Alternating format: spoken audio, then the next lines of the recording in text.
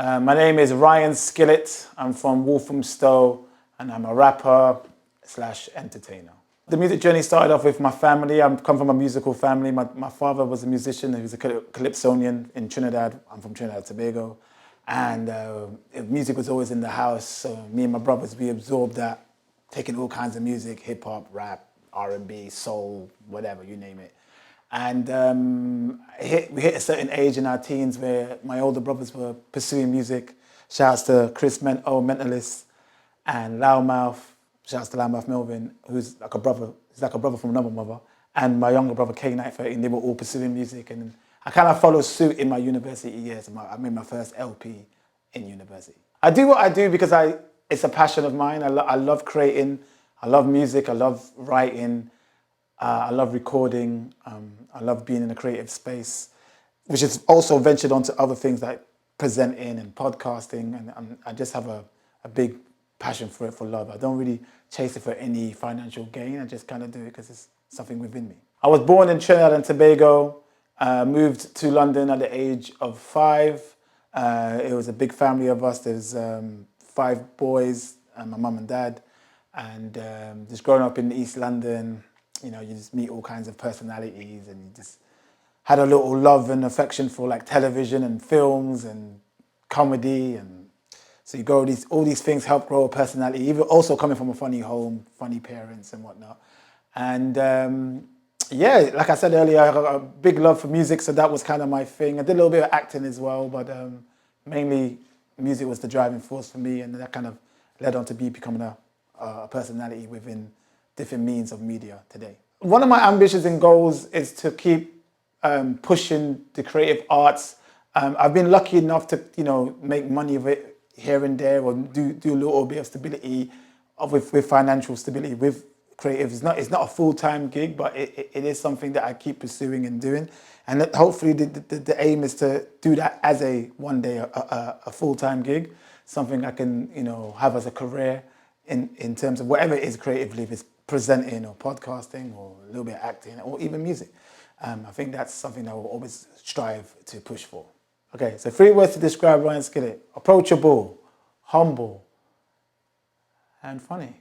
Where do I see myself in the next 5 years? You know, I've always struggled answering questions like that because, you know, if you're a creative in this country, things never really go to plan. So you could always tell people, yeah, I'm going to be this or I'm going to do that, and it just never really turns out that way. So I think the big plan for me in the next 5 years is to always remain happy.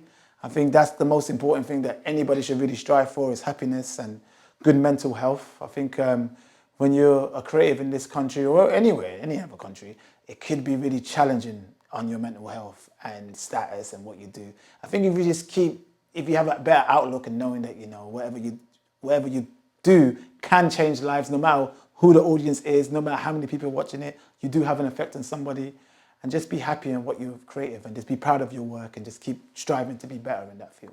I'm inspired by TV series. I binge watch a bunch of TV series that goes putting back into my storytelling of music. If you ever see my music videos, a lot of them is very much inspired by movies that I watch, or just a lot of creative field. I'm always active and creatively with that stuff that's being currently made in music, TV, film, and obviously your peers, your family, people that you meet in the street, people that you love, people that raised you, people that inspire you in terms of so many different facets in life. All that gets crammed into my creative process. Yeah, so my creative process, you know, for a long time, music was the main aim. It was always like, I'm going to be a musician, that's going to be me for the rest of my life.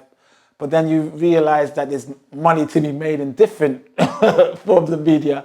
And I never, like, you know, music-wise, financially, I don't think I really hit anything. You know, you spend loads of money on your music, but you don't really get much back. But the good news of that is that does open doors for other things for you to get paid in. And I think like presenting and TV and podcasting, I always was able to make money that way.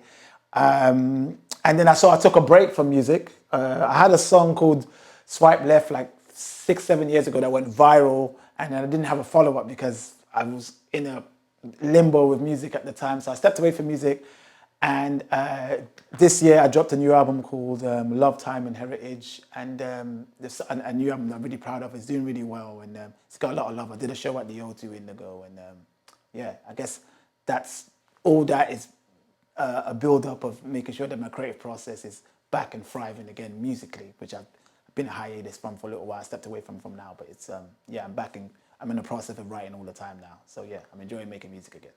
Is money a priority? I think for everybody, money should be a priority. I don't think I've been the best at making it a priority, if I'm honest with you. You know, I always feel like making something is part of me and is art, and whatever comes with that financially is a bonus. That's how I've always seen it. But I'm trying to learn to kind of navigate better with money and, you know, stop, you know, doing things and making sure that I'm getting paid or hitting a certain rate, like sending a certain fee in order for me to do the job and whatnot. So yeah, to answer that question, in the past it has never really been a priority, but now as I'm getting older, I'm trying to make it a priority for sure. Art has introduced me. I was able to bond with the love of my life right now, Tia, because of art. Art has been a blessing for me to kind of see how you've impacted people. There's so many people that I get all these random messages from people since I dropped the new album that are happy that I've gone back into music and telling me how much they love the first album or love this album or love that album and or love this video and that video, and they're just happy that I'm doing that again. So it's making smile on people's faces or giving people memories of stuff that I've done may be not the most popular thing in the world, but the fact that it has a little bit of an audience, yeah, I think it's helped me kind of give me some sort of self-esteem, give me some confidence. I think art has definitely helped me with my confidence for sure. Absolutely, I love working with all kinds of artists. I've worked with so many different artists that you wouldn't normally associate with my sound at first, but you know, we make something special together. I'm a big fan of music, so I'm a big fan of talent. I love, if I can help put somebody on, I love doing that. If I feel somebody will benefit my song or vice versa, I will do that. Sometimes I have people on my songs that I know are like 10 times better rappers than I am, but I will still have them on there because I feel like it's a competition. It strives, makes me better, try to push me as a lyricist, but also they add in value to my songs as well. So yes, definitely up for collaborating. And what do I look for in terms of, I guess, it's just a merger of styles. I never want anyone who I work with to change who they are or their style. I would like to try and see if we can fuse the two. If my style might be a bit different from theirs, if they're coming from a different genre or whatever, or even a different rap style or whatever. I love that. I love that. Collaborations can be very beautiful and artistic for sure. Yeah, absolutely. Yeah, the legendary Poisonous Poets, I collaborated with them on this new album. I've got a track that's out now called Quarantine versus Poisonous Poets. Quarantine is a rap group that I'm a part of. That's my family, that's my brothers and my good friends. We formed a rap group called The Quarantine back in like 2010, which kind of got a bit of a buzz in the UK hip hop scene. But obviously, the Poisonous Poets are legends in the UK hip hop scene, and they're a legendary group from way back. And I've always had a good rapport with them, and they've always been supportive, and we've always been supportive of them. And so as the years gone on, and the fact that I've come back, the album's called Love, Time and Heritage. I kind of wanted to do something for the heritage aspect where I go back to my roots and people that influenced me. And Poisonous Poets, Doc Brown, you know, Tony D, Style Up. Shout outs to Reveal, shout outs to Therapist, shout outs to who else am I missing? Low Key, and shout outs to DJ Snips. You know, all of them I grew up listening to, so the fact that three members of that crew was happy enough to collaborate with me on this new album is a blessing, and it's a great song. It's got a lot of love right now, so check it out. It's off the new album. That's a random question. Shout out to Tiny Temper. I've actually met him back in the day. You know, would I ever work with Tiny Temper? Of course I would work with Tiny Temper. If he wanted to work, we have to make sure I don't know how that sound will sound, because I don't really do pop, to your typical pop music. I do a fusion of different styles. I've done grime, I've done hip hop, I've done all that. So I'm quite versatile in that sense. I don't think I've done anything that's chart topping music. I've never done anything in that ilk. So I don't know if that would work for Tiny Temper if we were to do something. If I did something with Tiny Temper, I would like it to be something on my sound, kind of. But shout out to Tiny Temper. I rate him. I got a lot of respect for him. I don't know if he does music anymore, but yeah, big him up. If there was one person I can collaborate with, that's a great question.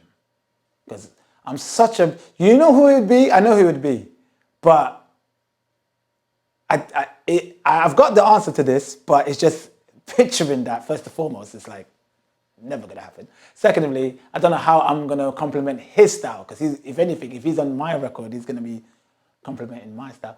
And that's Andre 3000. I would love to work with Andre 3000 from Outkast. I think he's phenomenal. He's in a different kind of transition in his life where he's more about playing instruments than actually rapping. But if I could get him to rap an amazing 1632 bar track on and he would body it, he would absolutely wipe the floor with me, I'll be happy with that. That'll be heaven to me. In the nicest way though, right? In the nicest way, in a respectful way.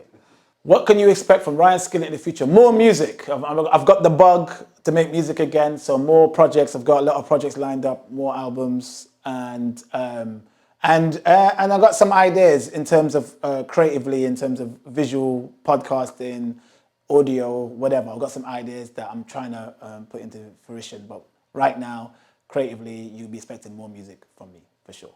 The first time I got involved in podcasting, I was a guest on, shout outs to DJ Ace from BBC One Extra. I was a guest on his show. I was plugging my album at the time called Skillit Bang. And while we were talking on his show, we had like a love, and we realized on the show that we bonded over wrestling. We were both big fans of WWE and all kinds of wrestling. And we had a nice conversation about that. And then Twitter was tweeting at both of us saying, oh, you guys should get together and do a podcast about wrestling, which we did. And that randomly, surprisingly, that kind of took off. We just did it just to see how it would go. That got the attention of the WWE themselves, and we were able to work with them. We have a good working relationship with them till this day. But that kind of opened a whole new door for me in terms of being a personality. I used to do a little bit of TV presenting before that, but that wasn't anything of merit. It was just a few shows on BBC here and there, but nothing, of success. But this kind of has opened up a whole avenue of like being a full-time, or not, if not full-time, a consistent podcaster, which has led to me being on a show called Gorilla Position, which I do now, which I get paid for quite frequently for now. So it's done quite well. And I would say if you've got a personality and you love to talk, definitely do a podcast. I know it's like oversaturated and there's so many podcasts. But even I was in the room earlier today. I'm not going to mention names, but I felt an energy of two guys that should be doing a podcast. And I think if you just think clever and think something different, something original, you can be a success in the podcast world as well.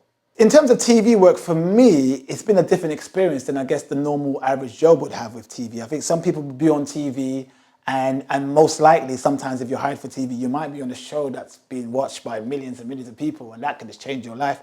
I was on shows that were quite niche. So you have a following, but it's nothing that's like, I think at the time, it probably did do better than I thought, but there was a show called No Hats and No Trainers that I was hired for with Mr. Jam, and I used to co-present that with him.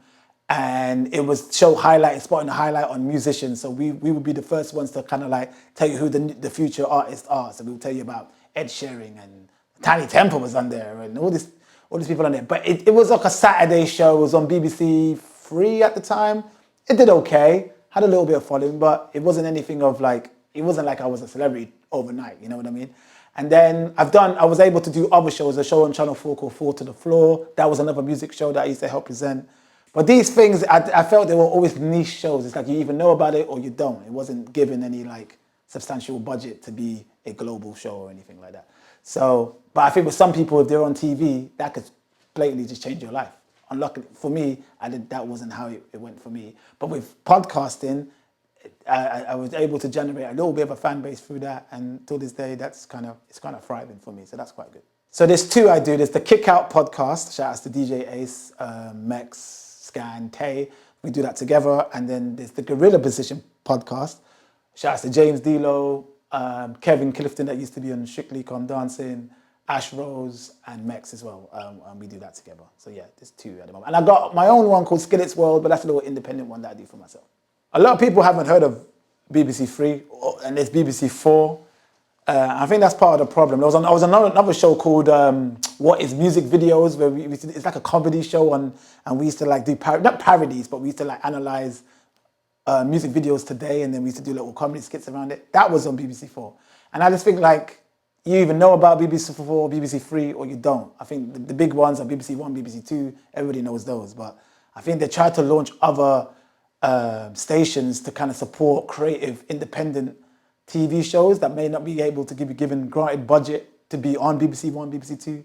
But unfortunately, only a few shows from those stations have made it, where I think a lot of them are still very much here today, gone tomorrow. So, yeah, it's a shame. Why should people take Ryan Skillit serious? For a long time, I don't think people did, because I used to do a lot of comedy stuff, a lot of comedy videos, and which is fine. You know, that has its audience, and you know, I did enjoy doing those things, but I was never, as an artist, I didn't want to be pigeonholed as a comedy artist, because I had comedy songs on albums, but if you listen to the whole album, you will know that I have some deep and meaningful songs in there too, stuff that I want to say and convey that are serious. And I think I've come to the point now where I'm comfortable really being in that space. I think when you're young and you're a bit insecure, you're a bit like, oh, I'm rapping now, but I kind of want to be true to myself, which, you know, because I do have funny elements to me, so I wanted to lean into that side more. And at that time, you're young. I'm living at my parents' house. I don't really have much life experience, so all I knew was the comedy stuff. So I would lean into that completely, but it kind of took away from the stuff that I was talking about seriously at the time. And then when you move out and you get your own place and you realize, how am I going to pay rent tomorrow? And you go through the trials and tribulations of being an adult. I think more of my writing is being more catered on real shit, stuff that everybody goes through, everyone can relate to. So now I don't even see myself doing any comedy anymore. So it's more, all the writing is very serious. And I think if you really take the time, which is really hard to do today, people actually listening to people's music, like people listen to 30 seconds and that's it, they make up their mind about you. But if you really take in the album and listen to us, especially this new album, Love, Time and Heritage, I'm speaking a lot of truth. I've got a song on there called Failure, and I'm just completely being real. And I think a lot of people could resonate to that. So I'm doing a bit more music that can resonate to the average person, and I'm happy about doing that. My new album is called Love, Time and Heritage. And the reason why it's called that, I guess it's a combination of things that I've been wanting to express on this album.